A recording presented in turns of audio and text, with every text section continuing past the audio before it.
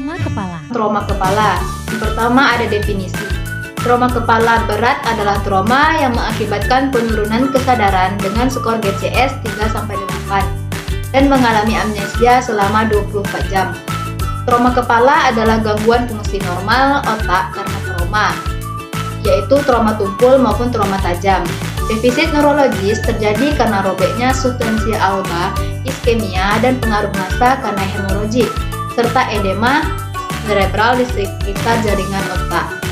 Yang kedua ada anatomi fisiologi sistem, yaitu ada anatomi. Tengkorak dibentuk oleh beberapa tulang, masing-masing tulang kecuali mandibula, disatukan pada sutura.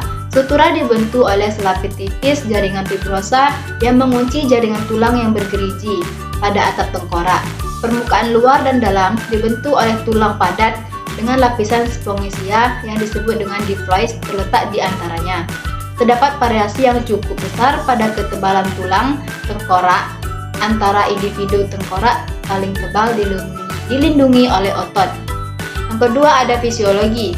Fungsi tengkorak adalah melindungi otak, indera penglihatan, dan indera pendengaran sebagai tempat melekatnya otak yang bekerja pada kepala sebagai tempat menyangga gigi.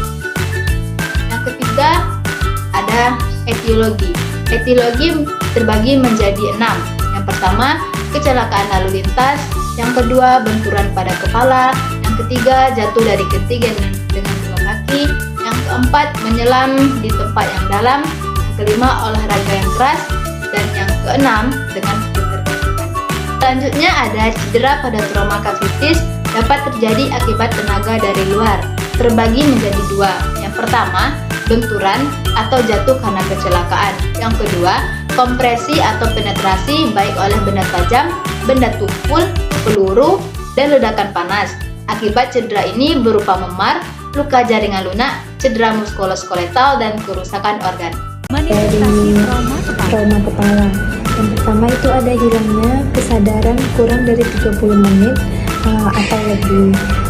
Yang kedua itu manifestasi klinisnya kebingungan. Lalu yang ketiga itu ada irritable, pucat, mual, dan muntah, pusing. Itu termasuk manifestasi klinis dari trauma kepala. Lalu ada juga terdapat hematoma, kecemasan, sukar untuk dibangunkan.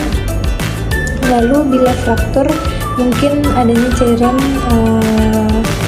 yang keluar dari hidung dan telinga. Itu merupakan manifestasi dari trauma kepala. Penata laksanaan pada trauma kepala, pasien dengan trauma kepala berat sering terjadi hipoksia, hipotensi, dan hipopnia akibat gangguan